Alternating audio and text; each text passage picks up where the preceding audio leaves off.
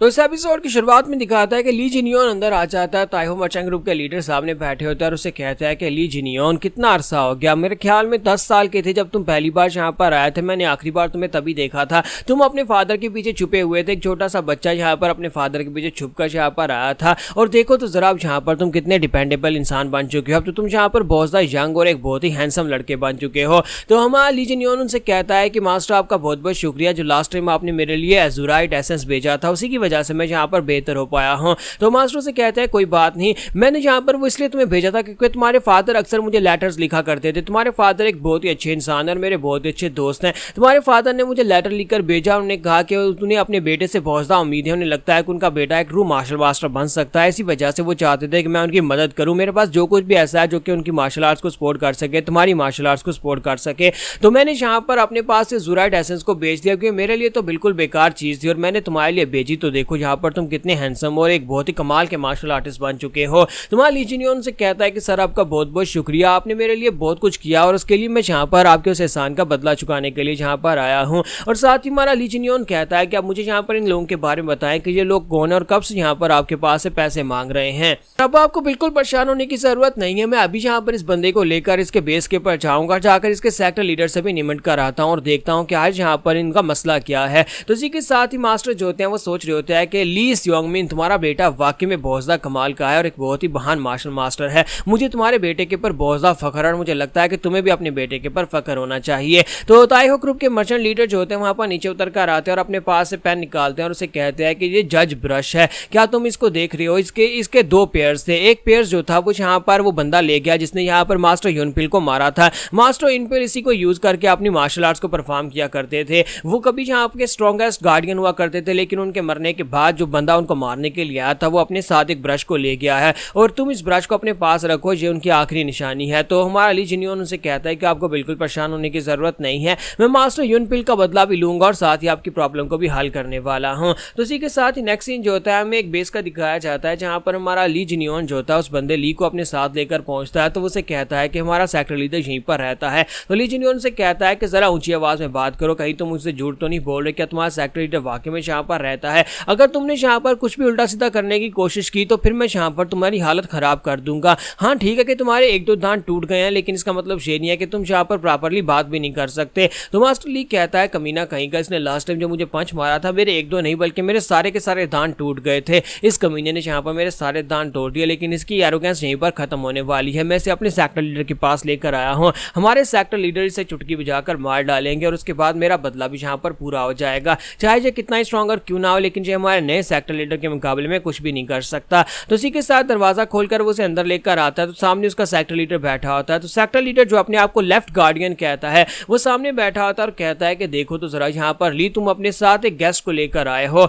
और गेस्ट भी देखो कौन है। तो इसी के साथ ही यहाँ पर उस बंदे के हाथ में, लेफ्ट गार्डियन के हाथ में वही ब्रश होता है। तो हमारा ली जिनियन उस ब्रश को देखने के बाद कहता है कि तो फाइनली मुझे यहाँ पर कल्प्रिट मिल गया। तो ली जो होता है वो चलाकर कहता है कि सेक्टर लीडर इस बंदे को मार डालें। इस बंदे ने यहाँ पर मर्चेंट ग्रुप के बाहर हमारे जितने गार्डियंस है सभी लोगों को मार डाला और साथ ही मुझे बुरी हालत में यहाँ पर लेकर आया है। इसने हमारे सभी साथियों को मारा है, इसलिए प्लीज यहाँ पर जल्दी से इसको मार डालें। जैसे ही वो इतनी बात करता है इसी के साथ हमारा ली जिनियन दूसरे ब्रश को फेंकता है उसकी तरफ और ब्रश जो होता है उसकी गर्दन के आर पार होकर पीछे जाकर दीवार के अंदर धंस जाता है, यानी कि वो ली को वहां पर मार डालता है। तो लेफ्ट गार्डियन उसे कहता है कि ये क्या, ये सब कुछ करने की जरूरत नहीं थी, तुमने यहाँ पर इस बंदे को खामखा में मार डाला जो हमारे काफी काम का बंदा था। फिश किंग उसे कहता है क्या बताओ कि मास्टर यूनपिल की डेड बॉडी कहाँ पाया, तुमने उसकी बॉडी का क्या किया। तो लेफ्ट गार्डियन उसे कहता है कि उसकी डेड बॉडी तो यहीं पर कहीं पर रिवर के बेस में पड़ी होगी, अब तक तो यहाँ पर उसने मछलियां खा गई होंगी। मैंने उसकी बॉडी को बहुत ही बुरी तरह से म्यूटिलेट किया था और उसके बाद अब उसकी बॉडी को रिकवर करने का कोई फायदा भी नहीं है। तो इसी के साथ ही लेफ्ट गार्डियन उसे कहता है क्या बताओ कि तुम कौन हो, तुम तो एक बहुत ही कमाल के मार्शल मास्टर लग रहे हो,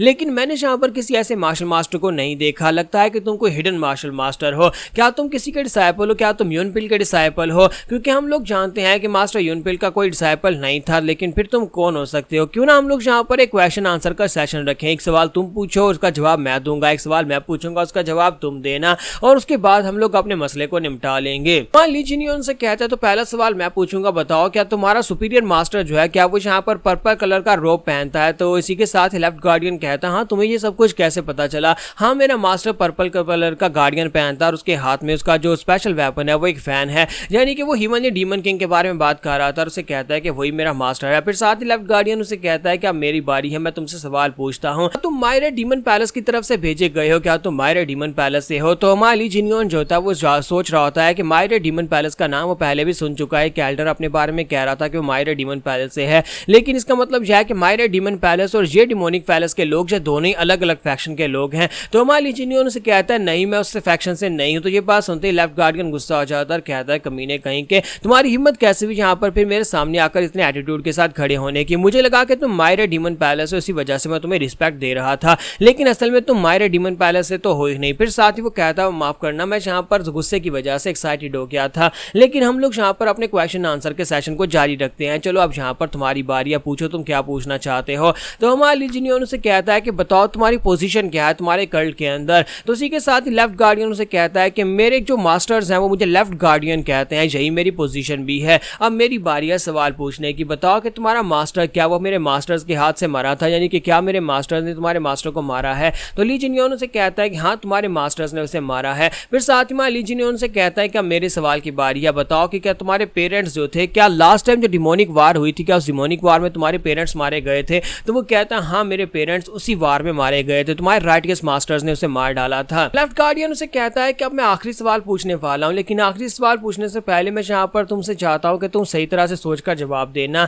अब जबकि तुमने यहाँ पर कहा कि तुम मायरे डीमन पैलेस से नहीं हो, लेकिन इसके बावजूद तुम्हारी आइडेंटिटीज के बारे में जानते हो, तो इसका मतलब सिर्फ एक ही हो सकता है कि तुम किसी ऐसे मास्टर के डिसाइपल हो जो हमारे हाथों से मरा है। तो बताओ कि क्या तुम मास्टर यू जोंग हान जो कि इस वक्त अलायंस के लीडर हैं, क्या तुम उसके डिसाइपल हो? फिर साथ ही वो खुद ही कहता है नहीं तुम उसके डिसाइपल नहीं हो सकते, क्योंकि लास्ट टाइम की बैटल में अलायंस लीडर के जितने भी डिसाइपल थे वो सारे के सारे मारे गए थे। फिर साथ ही वो कहता है क्या तुम ग्रीन फॉरेस्ट किंग के डिसाइपल हो? फिर वो खुद ही कहता है नहीं उसके डिसाइपल भी नहीं हो सकते, क्योंकि हमारे लोगों ने चुन चुनकर उसके डिसाइपल को मारा था, उसका कोई एक डिसाइपल भी जिंदा नहीं बचा। फिर साथ ही वो कहता है तो फिर तुम किसके डिसाइपल हो सकते हो? तो वो हमारे ली जिनियन के हाथ के ऊपर गनलेट देखने के बाद जोर जोर से हंसना शुरू कर देता है और कहता है देखो तो जरा यहाँ पर अब मुझे समझ आ गई कि तुम किसके डिसाइपल हो। क्या तुम उस कचरा बेकार इंसान, क्या तुम उस फिश किंग के डिसाइपल हो? अगर मेरे मास्टर को इस बारे में पता चला कि फिश किंग का एक डिसाइपल है जिसके बारे में पता नहीं था, तो मुझे लगता है कि वो बहुत ज्यादा शॉक्ड होने वाले हैं। लेकिन तुम यहाँ पर क्या करने के लिए आया हो? तुम्हारे मास्टर यानी फिश किंग को हमने नहीं मारा, तुम्हारे मास्टर को तो 12 डिमोनिक स्वर्ड्स ने मारा था। डीमन स्वर्ड और उसके साथियों ने, उसके 12 तलवार बाजू ने उसे मारा था। हमारा उसके साथ इतना खास कुछ लेना देना नहीं है। क्या तुम चाहते हो कि मैं तुम्हें बताऊं कि वहां पर फिश किंग के मरने के बाद उसकी बॉडी के साथ उन 12 डिमोनिक स्वर्ड्स ने क्या किया था?